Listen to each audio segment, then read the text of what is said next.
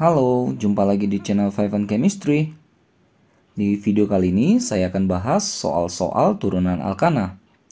Materi kimia kelas 12 semester 2. Ini soalnya ada 25 soal pilihan berganda, tapi saya bagi jadi dua part ya, dua video. Video kali ini soal nomor 1 sampai nomor 13 saja, nanti dilanjutkan di video kedua nomor 14 sampai nomor 25 supaya nggak terlalu panjang waktunya ya. Oke, langsung saya mulai ya. Slide pertama ada 3 soal. Saya mulai dari soal nomor 1. Nama senyawa CH3 CH dalam kurung C2H5 CHO adalah. Nah, ini kan strukturnya mampat seperti ini ya. Jadi struktur rapat kita bongkar dulu. Jadi harus paham bongkarnya ya. Dari yang paling kiri ada CH3, lalu ada CH. Nah, kalau ada kurung seperti itu, kita bisa taruh dia di atas atau di bawah. Saya taruh di sini C2H5. Sisanya CHO. CHO itu aldehid atau alkanal ya. Lalu kalau masih ada C2H5 seperti ini, bongkar lagi. CH3, CH. Nah, C2H5 itu bisa dibongkar jadi CH2, CH3. CHO bongkar seperti ini ya. Rangkap ke O, single ke H. Nah, untuk aldehid karena gugus fungsinya sudah mengandung C, maka otomatis nomor satunya dari sini. Dia auto dari satunya di situ ya. Jadi karena dia auto nomor 1 di situ, jadi nanti di penamaan dia nggak perlu disebutkan lagi nomornya. Karena udah otomatis nomor 1 dia. Ya. Nah, jadi ini adalah cabangnya di posisi 2, cabang metil. Maka nama senyawa ini adalah 2 metil. Ya, jadi langsung induknya aja 4. 4 itu kan berarti butanal. Jadi maksudnya kita nggak perlu 2 metil 1 butanal, nggak perlu karena udah otomatis di aldehid itu alnya itu, alkanalnya itu, aldehidnya itu ada di nomor 1. Jadi nggak perlu ya. Jadi opsi yang tepat adalah yang C. Untuk soal nomor 2, keton dapat dibuat dengan cara mengoksidasi apa? Nah, ini ada niat 3 nih saya buat ya. Ada alkohol primer yang kalau dia dioksidasi akan menghasilkan aldehid. Aldehid dapat mengalami oksidasi lagi, menghasilkan asam karboksilat. Nah, kebalikannya, asam karboksilat dapat mengalami reduksi menghasilkan aldehid, dan aldehid dapat mengalami reduksi menghasilkan alkohol primer. Lalu yang kedua, alkohol sekunder kalau dioksidasi akan menghasilkan keton. Sedangkan keton tidak dapat mengalami oksidasi. Nah, kalau dibalik, keton dapat mengalami reduksi menghasilkan alkohol sekunder. Ini kan ditanya nih, keton dapat dibuat dengan cara mengoksidasi apa? Mengoksidasi alkohol sekunder. Oh ya, alkohol tersier itu tidak bisa dioksidasi ya. Tidak teroksidasi. Nah, jadi ini pola ya, hafal ini ya. Tiga oksidasi ataupun kebalikannya reduksi ini ya. Jadi keton dapat dibuat dengan cara mengoksidasi alkohol sekunder. Opsi yang tepat adalah yang B. Nama UPEC senyawa berikut adalah nama sistematis ya, senyawa. Ini alkohol karena ada OH di sini. OH harus dapat nomor terkecil. Maka kita nomori dari sini ya. 1 2 3. Nah, kalau kita ke kanan juga 5. Ke bawah juga 5. Ini kita pilih ke bawah. Kenapa? Kalau ke bawah tuh nanti akan menghasilkan cabang lebih banyak. Oke. Nah, jadi saya tulis di sini C, C, C, C, C. Ini kan 5 ya. Ini C, C, C. Ini C, ini OH. 1, 2, 3, 4, 5. Jadi kita punya cabang 1, 2, 3. Lebih banyak cabang, lebih prioritas. Oke, jadi ini kita punya cabang di nomor 3 ada etil. Nomor 4 ada metil. Oh, di nomor 2 juga ada metil ya. Udah, jadi kan abjad dulu ya, etil baru metil. Maka namanya ini adalah 3 etil, 24 dimetil, 2 pentanol. Karena olnya itu ada di nomor 2 dan induk terpanjangnya adalah 5 penta. Opsi yang tepat adalah yang dadu. Oke, hati-hati ya untuk menentukan strukturnya, untuk menentukan rantai terpanjang, rantai utamanya. 4, 5, 6. Kita ke nomor 4. Rumus umum suatu senyawa adalah CnH2NO. Senyawa tersebut dengan larutan perak nitrat amoniakal, ini tolens ya, menghasilkan endapan perak. Gugus fungsi senyawa tersebut adalah, oke, jadi CnH2NO ini adalah pola dari aldehid dan juga keton. Karena mereka berisomer gugus fungsi ya, berisomer fungsi. Nah, aldehid ditambahkan tolens akan menghasilkan asam karboksilat nanti plus ini endapan ya, biasa disebut dengan istilah cermin perak endapannya ini ya. Sedangkan ini ditambahkan tolens tidak bereaksi. Jadi karena ini menghasilkan endapan perak, maka pasti yang bereaksi yang dicari. Yang bereaksi adalah si aldehid. Aldehid itu CHO. Opsi yang tepat adalah yang C. Nomor 5, senyawa dengan rumus molekul C5H10O menghasilkan endapan merah bata dengan reaksi Fehling. Ada berapa kemungkinan senyawa seperti ini? Ini bisa dibilang isomer ya, bentuk lainnya maksudnya ya. Oke, C5H10O ini kan patternnya sama kayak di atas ya, CnH2NO. Ini bisa aldehid, bisa juga keton. Aldehid ditambahkan Fehling akan menghasilkan asam karboksilat plus endapan merah bata. Sedangkan ini tambah Fehling nggak bereaksi. Gitu ya. Berarti yang ditanya ini adalah struktur dari aldehid dengan C5. Nah, ini saya nggak muat nih, kesini deh. C5 ya, C5H10O tapi aldehid. Berarti kan yang pertama 1, 2, 3, 4, 5. Rantai utama aja dulu, seperti ini. Yang dasar. Ini yang pertama kan. Ini namanya kan berarti pentanal. Lalu kurangin satu induknya. Jadi 4. Taruh di sini cabang jadinya ya. Jadi ini kan nomor 1 ya. 3 metil butanal. Karena jadi 4 induknya. Kurangin lagi 1.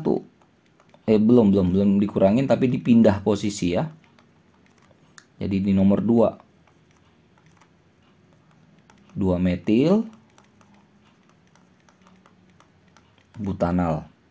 Nggak mungkin lagi kan dipindah ke 1, nggak mungkin, dipindah ke ujung nggak mungkin karena nanti jadi sama kayak pentanal. Maka kurangin lagi 1. Saya buat di sini lah. Jadi 3. Nah, yang mau dimasukkan kan 2 supaya C-nya 5. Nah, jangan taruh di ujung-ujung, tapi taruh di sini, atas bawah. Jadi ini 22 dimetil, induknya 3 ya, berarti propanal. Berarti cuma ada 1, 2, 3, 4 bentuk isomer dari C5H10O sebagai aldehid. Opsi yang tepat adalah yang dadu. Oke, nomor 6, senyawa karbon yang memperlihatkan gejala optis aktif biasanya ya. Itu harus mempunyai yang namanya C-kiral atau karbon asimetris. Ya, karbon asimetris itu adalah karbon yang dari keempat tangannya ini mengikat atom atau gugus yang berbeda. Misalnya satu ngikat H, satu ngikat OH, satu ngikat C3H7, satu ngikat CH3. Ini kan beda semua ya. Maka ini biasa digambarkan seperti ini nih, kayak bintang. Ini C chiral, C karbonnya tidak simetris karena mengikat 4 yang berbeda. Oke, itu memperlihatkan gejala optis ya, optis aktif. 7, 8, 9, 10. Esterifikasi tergolong reaksi apa? Substitusi ya. Jadi gini. Esterifikasi adalah pembentukan ester. Ester dibentuk dari asam karboksilat direaksikan dengan alkohol. Akan menghasilkan ester plus air. Ya, ini reaksi substitusi karena pergantian saja ya. Oke, lanjut nomor 8. Zat yang optis aktif mempunyai rumus C5H12O. C5H12O. Berarti kalau kita bongkar ini jadi Cn H2N plus 2 ya. 5 plus kali 2 kan 10 ya. 10 plus 2 12. O. Oke. Dioksidasi akan menghasilkan aldehida. Nah, pola ini kalau nggak si alkohol, pasti si eter. Karena mereka satu gugus fungsi ya. Tadi kan soal nomor berapa tadi ya? Yang alkohol dioksidasi itu kan? Yang menghasilkan aldehid. Yang menghasilkan aldehid adalah alkohol primer. Ya berarti masuk kategori sini. Alkohol. Ya, tapi zatnya itu apa? Nah, etoksipropana kan eter. Jadi enggak. Ini alkohol, alkohol, alkohol, alkohol. Jadi mungkin ya.